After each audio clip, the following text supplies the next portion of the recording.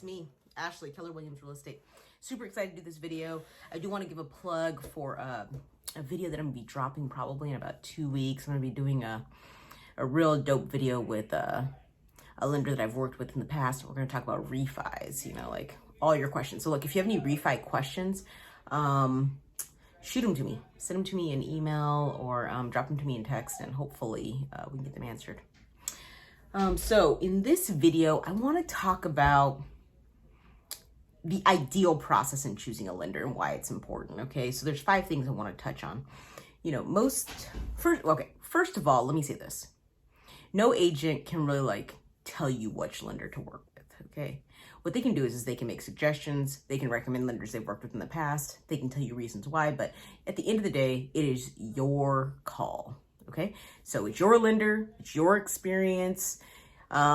You know, if they do their best to try to educate you as much as possible and stuff goes wackadoodle at the end because the lender you pick, then it is what it is, right? You know, I mean, I don't know. You know, I don't know what else to say about it. It's your choice. It's your call. And yeah, so my hope with this video is that you guys have some more information.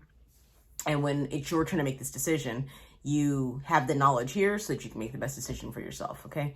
So I'm going to talk about 5 things. The first thing, I think, is something that everybody clearly considers when picking a lender, and it is the rates and terms, right? Like, you're totally looking at okay, what rate can they offer me? Now, let me just say this up front.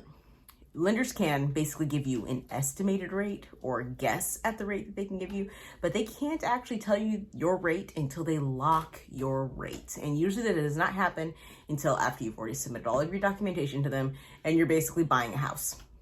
Okay, so they can't lock your rate until then. And the thing to know about rates is that rates change day to day with the market. So the rate they quote you, you know, you start looking for a house 60 days ago, probably not going to be that rate. Okay, could be, but probably not, because rates are they go all over the place. Okay, so that's the first thing. The other thing is that when you're selecting a rate, you may take the option to pay some money up front to buy your rate down.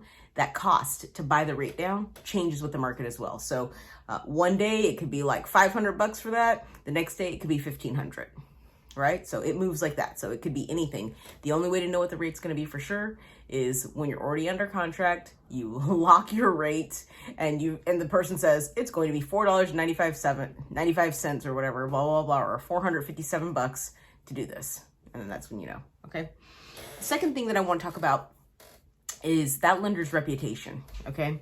Now, I mean, you probably aren't going to know much about a particular lender's reputation unless you talk with your agent, and then they will tell you. Because here's the thing, in the agent community, you know, there are just lenders that are sometimes easier to close deals with, and some that are not as easy to close deals with.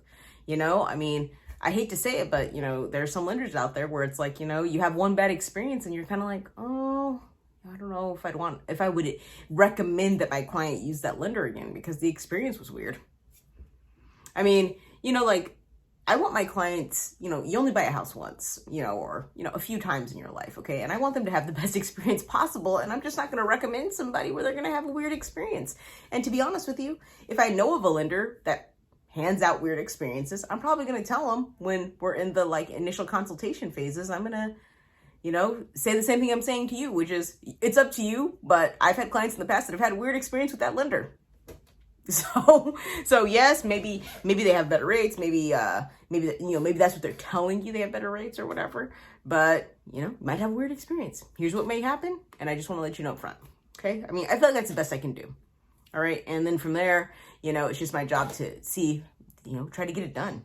Okay, so that's important. Understanding what their reputation is like in the community. The other thing to understand about lenders is they have these things called overlays. All right, so they all have their baseline standard. All right, in order to approve a loan on a house, but some lenders have another level. So they're at a higher standard for pre-approving and closing certain loans, okay? And those overlays can definitely be a problem if you have less than stellar credit. If you have any kind of weird situation, right? Oh, maybe your identity got stolen, or You know, there's some things that have happened in the past that have messed up your credit or whatever. So if you have anything that's kind of weird, some of those overlays, you know, you're probably just not going to be compatible with some of those lenders. All right. So there's that piece of it. It's sort of like what you bring to the table. The other piece is the type of house you're looking for. So sometimes lenders have more stringent overlays on the house. So they would not give a loan on a house if it had a certain condition. Okay. And by condition, I mean like the actual physical condition. Like, I've had lenders that one lender gets upset that the original flooring is exposed and another lender goes back and does an appraisal and they're fine with it. Okay. So that's what I mean. So what you want to do is when you're in the consultation phase with your agent, you want to have them help advise you on the best type of lender for the house that you're looking for and for your situation, right? Because, you know, everything these days is like really like, you know, custom tailored to the situation. All right. So, you know, pick your agent's brain. I mean, I think they're just going to tell you the truth. They're going to let you know, hey, this lender is going to be great for this. Okay. You're looking for a new build. Boom. This lender's awesome. You're looking for a fixer. Probably shouldn't go with that same lender, you know? So in that case, maybe you get a backup lender, right? I mean, you could keep your original lender and then you just get a backup lender. I mean, I think the worst that can happen, and I know people really hate this, but what could happen is you use your original lender. You go through the appraisal, they say, hey, we can't give you the loan. The seller's like, hey, we're not going to fix these conditions. And then you pay for another appraisal. Okay. Get another appraisal done. I mean, this works in some situations. You get another appraisal done, spend another $700. I mean, you tried your lender, didn't work. So, I mean, it is what it is. Right. So that's not so bad. Okay. So the other thing that's super important is just the personality of the actual loan officer and their experience, right? Because this market is busy. You want somebody who's responsive. You want someone who's available on the weekends. Okay? Because you know what? Most people work on during the week, right? So then you go shopping for houses. So most of the houses come out like Wednesday, Thursday. When are you shopping? Probably Friday, Saturday, Sunday. Guess what? Some banks aren't open Saturday and Sunday. So what does that mean? You need a pre-approval letter on a Saturday? Probably not going to get it from some lenders. Just a fact, right? Like, especially the big banks. You know, no offense to big banks. I think they're great. You know, they write mortgages, but you know what? You're probably not going to call like blah, blah, blah bank. I'm not going to mention any of them, but I think you know what I'm saying when I say big banks, and there's some big banks here in Washington State. You know what? They're not open on Saturday. So if you have to get an offer in real quick, you know, you have to have thought this out in advance. You can't like call on like a Friday night and be like, hey, I want to see a house and potentially write an offer on it. And you haven't been pre-approved or even gotten a letter, because guess what? A lot of those big banks, they have more stringent restrictions, you know, just institutional ones. You know, they have their overlays, and it just takes them longer to process an application. It takes them longer to process an application. They aren't open on the weekends. So you're probably SOL. Okay. I mean, it just is what it is unless you go with a different kind of lender. Okay. And there are lenders that I know that work on the weekend. So boom, you're in luck. All right. So yeah, I think you want to check for compatibility there. I mean, you just want to make sure that, you know, that the lender is responsive to you. Because, I mean, time is of the essence sometimes in these cases. And so if everything is not like lined up perfect, you want to be able to like fire off a text and be like, hey, I need this. And then they get it for you. All right. Lastly, overall experience. Okay. And sort of smoothness of transaction. Well, you know, this is, I think, going to like be, I think, a little bit up to the buyer. It's going to be a little bit up to you, right? Because you need to do your homework ahead of time, right? You need to sit down with your agent, have that consultation. You want to find the lender that's going to fit best your situation, like your personal financial situation, and then the house that you're looking for. So, you know, the big picture, like everything all together. And then your style works with your schedule. You know, you don't feel weird calling them. You feel fine asking them a question, even if you think it's dumb. All right. Yeah. And you want to feel good about it. I mean, I guess, you know, I suppose there might be a situation where you feel like, okay, the rate's so good. I know this person talks to me like I'm a fucking idiot, so I guess it's okay. I don't know. You know, like, you may choose to make that sacrifice. All right. And say, hey, I'm just going to stick with this lender, even though I don't really like this person very much. Okay.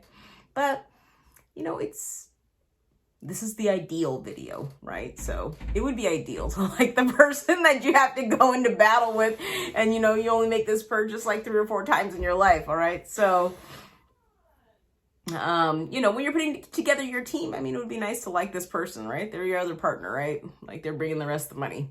So yeah, so those are the 5 things, okay? Rates and terms, reputation, overlays, you know, do you like the person, lender's like personality, responsiveness, and then kind of like the overall experience. I kind of like the big picture, like is everything fit and work well together? And this takes a little bit of time. I mean, you know, I think especially if you kind of get caught up in rates and terms and, you know, closing costs and all that stuff, you know, you might need a spreadsheet. You know, for those people that are not as analytical, then maybe you would just be like, hey, I like this person. I feel good around them. And, you know, that's fine. Because here's the thing, at the end of the day, you know, like, I think that there are some real serious, you know, I don't want to say serious. There are some real differences in cost, okay?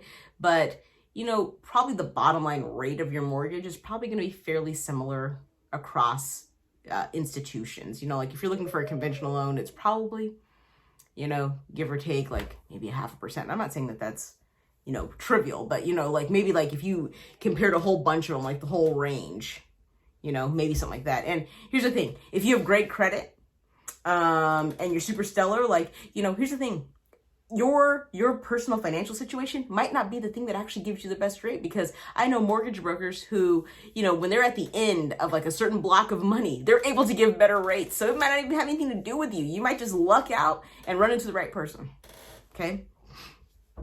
So yeah, spreadsheet, you know, maybe handshake, text conversation. Hey, this person makes me feel good. I'm going to go with them.